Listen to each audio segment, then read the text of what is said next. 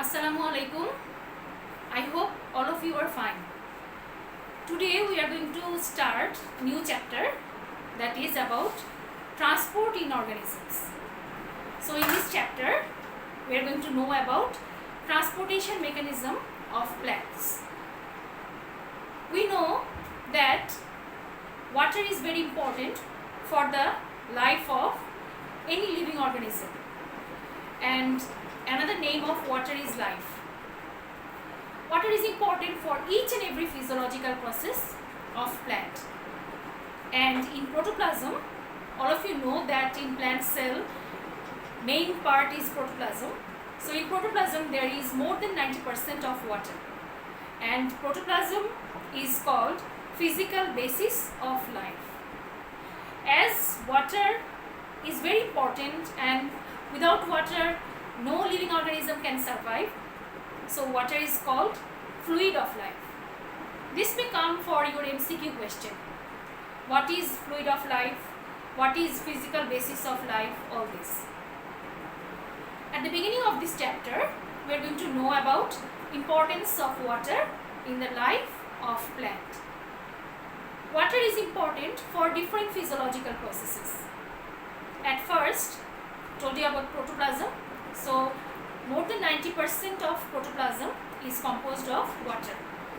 If there is deficiency of water, then shrinkage of protoplasm will occur. This is known as plasmolysis. And if there is no supply of water, water is not given, then the cell may even die. Secondly, water is important for different physiological processes. One of the important physiological process is photosynthesis. All of you know that plants produce carbohydrate type of food by taking carbon dioxide from the atmosphere and water from the soil. So this water is one of the raw materials for photosynthesis. Without this water, plant cannot produce food. So that's why water is playing important role over here also. Another important process is transpiration. All of you know that release of excess water in the form of water vapor from the aerial parts of the plant, mainly from the leaf, is known as transpiration. And for this process, water plays very important role. Another importance is water is universal solvent.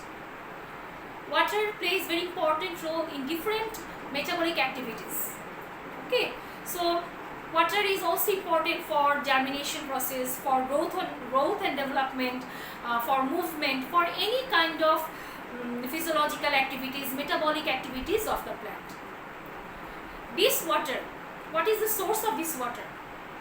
Plants take this water from the soil, and this water is capillary water. What is capillary water? Water that is present in between soil particles is called capillary water. This capillary water is absorbed by the root of plant, and it is used in different metabolic activities. There are mainly three processes through which water absorption is done. These three processes are imbibition, diffusion, and osmosis. We are going to know about these three processes today. Let us know first about imbibition. What is imbibition? When there is rainy season, most of us in our house there is wooden door. So during rainy season, this door they absorb water. There is more humidity in the atmosphere then. So this is done due to imbibition. And when this water is absorbed, the door becomes swell up. So we can say that dry or semi-dry colloidal substance absorb water by a process which is called imbibition. I'm saying it again, the process through which dry or semi-dry colloidal substance absorb water is called imbibition. Colloidal substance means glue type substance, and the substances which absorb water and thus swell up, that is called hydrophilic substance. Hydro means water, philic means loving. So water loving substances are those substances which absorb water and thus swell up. The examples of hydrophilic substances are starch, cellulose, gelatin. Related to this term hydrophilic substance, there is another term, hydrophobic substance. The substances which do not absorb water is called hydrophobic substance. Oxide and hydroxide of metals are the examples of hydrophobic substances. Now we are going to know about diffusion. What is diffusion? Diffusion is a physical process. We can say the definition like this way: the movement of molecules of any substance from a region of higher concentration to a region of lower concentration at same temperature and atmospheric pressure is called diffusion. So what is diffusion pressure? The potential ability of movement of molecules of any substance from a region of higher concentration to a region of lower concentration at same temperature and pressure is called diffusion pressure. Suppose if we give perfume to any corner of the room, then gradually it will spread up to the whole room. That is done by the process of diffusion. If you pour 2 tablespoons of sugar in 1 glass of water, gradually these sugar molecules, it will mix up to the whole solution. That is also example of diffusion. We have to know about another term, that is DPD, diffusion pressure deficit. At same atmospheric pressure, the difference in diffusion pressure in between a solution and a solvent is called DPD, diffusion pressure deficit. And because of this DPD, in the mesophyll tissue, this water absorption is done because of diffusion pressure deficit. From one cell to another cell, due to cell osmosis, water is absorbed. We have to know about osmosis now. Osmosis is a special type of diffusion. If you keep some dried grapes like raisin in water, after few time you will see that they swell up. That is done due to osmosis. What is osmosis? If 2 different concentrated solutions are separated by a semi-permeable membrane, then movement of solvent occurs from its higher concentrated region to its lower concentrated region at same temperature and atmospheric pressure. This process is known as osmosis. Carefully look at the definition. I told movement of solvent from its higher concentrated region. Okay, if we draw a diagram, it will be more clear for us. For example, this is solution A and this is solution B. If we pour 4 tablespoons of sugar in solution A, then we pour only 1 tablespoon of sugar in solution B. So solution A is higher concentrated solution because we have given here 4 tablespoons of sugar, and solution B is lower concentrated solution as there is only 1 tablespoon of sugar. So this is semi-permeable membrane. Now if these 2 different concentrated solutions are separated by a semi-permeable membrane, then movement of solvent will occur from its higher concentrated region. In solution B, it is lower concentrated solution, but here solvent concentration is more. So, movement of solvent or water will occur from solution B to solution A. We can see this definition also like this way: movement of solvent occur from lower concentrated solution to higher concentrated solution. You can also say about that. But always movement occur from higher concentration, from higher to lower, according to law of physics. So it is better to say movement of solvent occur from its higher concentrated region. But if you say movement of solvent occurs from lower concentrated solution to higher concentrated solution, that is also correct. But be careful, if you write down about solvent, you must be careful about its higher concentrated region. Its and region. Instead of region, if you write down solution, totally the definition will be wrong. Okay. So what is osmotic pressure? Osmotic pressure means if two different concentrated solutions are separated by a semi-permeable membrane, then the amount of pressure created in higher concentrated solution to stop or to check the inflow of water from lower concentrated solution. In this solution A, there is deficiency of water, solvent. So the amount of pressure that is created in higher concentrated solution to stop or to check the inflow of water from lower concentrated solution at same temperature and pressure is called osmotic pressure. So we have learned about these two definitions. One is osmosis, another is osmotic pressure. We have to know few more informations from this part, though it is not given in your book, but it is related. One thing is, there are two types of osmosis. One is endosmosis, another is exosmosis.